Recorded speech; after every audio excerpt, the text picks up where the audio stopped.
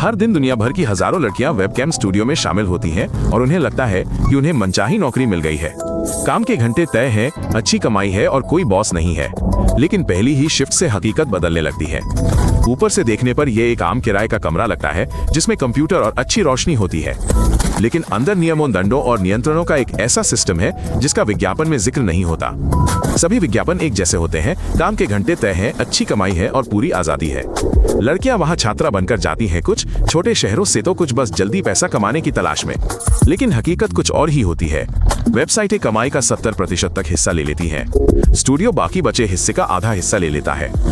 और ये सब जुर्माने से पहले की बात है।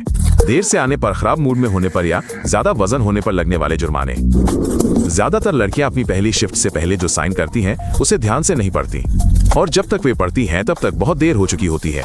स्टूडियो के अंदर के नियम कॉन्ट्रैक्ट से बिल्कुल अलग होते हैं। तेज गर्म लैंप के नीचे 7 से 12 घंटे की शिफ्ट, हजारों संदेश, चेहरे पर लगातार मुस्कान, और ये सब बिना किसी जुर्माने के। और शिफ्ट खत्म होने पर आप खाली जेब और दूसरों की कही बातें दिमाग में लिए घर लौटते हैं। यही वो आजादी है जो आपको विज्ञापन में दिखाई देती है। काम शुरू होने से पहले कर्मचारियों का वजन क्यों नापा जाता है? वेबकैम स्टूडियो में ये आम बात है। 100 ग्राम ज्यादा वजन होने पर जुर्माना लगता है, जो तुरंत आपकी कमाई से काट लिया जाता है। कुछ स्टूडियो में दिखावट संबंधी जरूरतों की सूची किसी मॉडलिंग एजेंसी के ऑडिशन जैसी होती है। शाम 6 बजे के बाद काम पर प्रतिबंध है, व्यायाम अनिवार्य है और हर हफ्ते नाप लिया जाता है। ये सिर्फ अनुरोध नहीं है, ये काम करने की शर्तें हैं। मैनेजमेंट का तर्क सीधा है, ग्राहक दिखावट के लिए पैसे देते हैं, दिखावट से पैसा आता है, इसलिए उनके शरीर को जरूरी मानकों पर खरा उतरना चाहिए। लेकिन कई लड़कियों को स्टूडियो में अपने पहले दिन तक इन मानकों के बारे में पता ही नहीं था। वजन को लेकर लगातार दबाव से एक चेन रिएक्शन शुरू हो जाता है। चिंता बढ़ती है, खाने की आदतें बिगड़ती हैं और शरीर को लेकर जुनूनी विचार आने लगते हैं। मनोवैज्ञानिक कहते हैं कि इस तरह के रवैये आत्मसम्मान को नुकसान पहुंचा सकते हैं, लंबे समय तक, कभी कभी हमेशा के लिए। सर्वे में शामिल लगभग आधी मॉडल्स ने बताया कि दिखावट संबंधी जरूरतों के कारण ही उनकी मानसिक स्थिति खराब हुई। ये कोई दुर्लभ मामले नहीं है, ये एक आम चलन है जिस पर आमतौर पर सार्वजनिक रूप से चर्चा नहीं की जाती। कुछ पूर्व मॉडल्स का कहना है कि काम शुरू करने के कुछ ही महीनों बाद उन्होंने प्लास्टिक सर्जरी के बारे में सोचना शुरू कर दिया था। इसलिए नहीं कि वे ऐसा चाहते थे, बल्कि इसलिए कि उन्हें हर दिन कहा जाता था, तुम काफी अच्छे नहीं हो। किसी को ऐसी जगह पर कैसे रखा जाए जहां वो संघर्ष कर रही हो? ये आसान है। सबसे पहले उन्हें यकीन दिलाएं कि वो अच्छा कर रही हैं। स्टूडियो मैनेजर बड़ी कुशलता से तारीफ और अपमान का इस्तेमाल करते हैं, जिससे धीरे धीरे लड़की अपना संतुलन खो बैठती है। हर जगह यही तरीका अपनाया जाता है। पहले वे तारीफ करते हैं, फिर दबाव डालते हैं, फिर धमकी देते हैं। वे लड़कियों से कहते हैं कि दूसरे स्टूडियो में हालात और भी बदतर हैं, फिर यही उनकी परवाह की जाती है। यहाँ से जाने का मतलब है सब कुछ खो देना। एक मॉडल को उसके भाई के अंतिम संस्कार में शामिल होने की इजाजत नहीं दी गई, उसकी शिफ्ट पहले से तय थी। दूसरी को इसलिए निकाल दिया गया क्योंकि किसी ने उसका सोशल मीडिया प्रोफाइल ढूंढ लिया था।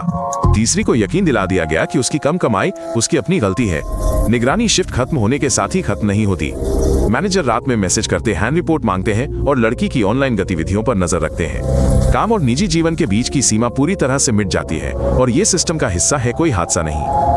पीड़ितों के साथ काम करने वाले विशेषज्ञ भी यही बात बताते हैं। लगातार चिंता, स्वतंत्र निर्णय लेने का डर, आसपास के लोगों पर अविश्वास, ये सब ऐसे स्टूडियो के अंदर होने वाली घटनाओं का नतीजा है। दिन में 7 से 8 घंटे तक तेज रोशनी में काम करना, हर दिन हजारों अजनबियों से मिलना और हमेशा मुस्कुराते रहने की बाध्यता, ये सिर्फ थकान से कहीं बढ़कर है। विशेषज्ञ इसे दीर्घकालिक भावनात्मक शोषण कहते हैं। वेबकैम स्टूडियो अक्सर लड़कियों से कहते हैं, हम रिकॉर्डिंग नहीं करते, सब कुछ सुरक्षित है। लेकिन ये रिकॉर्डिंग बाद में उन्हें फंसाए रखने का मुख्य जरिया बन जाती हैं और मैनेजर ये बात शुरू से जानते हैं। चाल सीधी सादी है, लड़की स्टूडियो छोड़ना चाहती है, लेकिन वे उसे रिकॉर्डिंग की याद दिलाते हैं। वे उसके प्रियजनों को सब कुछ लीक करने, सार्वजनिक करने या उसके दोस्तों को भेजने की धमकी देते हैं। वह रुक जाती है, अपनी मर्जी से नहीं बल्कि डर के मारे। कभी कभी धमकियां स्टूडियो से नहीं बल्कि ग्राहकों से आती हैं। वे चुपके से प्रसारण की रिकॉर्डिंग सहेज लेते हैं और फिर सीधे मॉडल से संपर्क करते हैं। कुछ देशों में यह एक अलग ही धंधा बन गया है, संगठित गिरोह इसी से मुनाफा कमाते हैं। पत्रकारिता की जांच पड़ताल के अनुसार लोगों के पूरे नेटवर्क सोशल मीडिया के जरिए मॉडलों का पता लगाते थे और उनसे पैसे वसूलते थे। कुछ लड़कियों ने बार बार पैसे दिए सिर्फ इसलिए कि रिकॉर्डिंग सार्वजनिक ना हो। कुछ ही लड़कियां वकीलों या पुलिस से संपर्क कर पाती हैं। ज्यादातर को धमकियों से ज्यादा प्रचार का डर होता है। आखिरकार व्यक्ति पैसे दे देता है, चुप रहता है और उस स्थिति में अकेला रह जाता है जो उसने खुद नहीं बनाई होती। रिकॉर्डिंग लीक होने का डर हर किसी को एकजुट कर देता है, चाहे वे अपने काम से संतुष्ट हों या असंतुष्ट। यहाँ तक कि स्टूडियो छोड़ चुकी लड़कियां भी इस भावना के साथ जीती हैं कि कोई उन पर नियंत्रण रखे हुए है। वेबकैम स्टूडियो बिना शारीरिक हिंसा के लोगों को अपने साथ कैसे बनाए रखते हैं? पता चलता है कि ये मुश्किल नहीं है। अनुबंध में खाते के लिए एक तरह की फिरौती शामिल होती है। ये रकम कई हजार डॉलर तक पहुंच सकती है। छोड़ना आसान नहीं है। खाते की फिरौती के अलावा लड़की स्टूडियो की कर्जदार भी बन जाती है, उपकरण, प्रशिक्षण, प्रचार और विज्ञापन के लिए। जब वो छोड़ना चाहती है तब ये स्पष्ट हो जाता है, पहले उसे ये सब चुकाना होगा। ये चक्र पूरा हो जाता है। जो लोग छोड़ने का फैसला करते हैं उन्हें एक नई समस्या का सामना करना पड़ता है। स्वतंत्र रूप से काम करना मुश्किल है। इसके लिए उपकरण, वेबसाइटों का ज्ञान और मार्केटिंग कौशल की आवश्यकता होती है। स्टूडियो पर निर्भरता जानबूझकर पैदा की जाती है। ये एक दुष्चक्र है। वे आपको ये विश्वास दिलाते हैं कि स्टूडियो के बिना आप बेकार हैं। वे जुर्माने के जरिए आपकी आय छीन लेते हैं। वे धमकियों के जरिए आपको अपने जाल में फंसाए रखते हैं।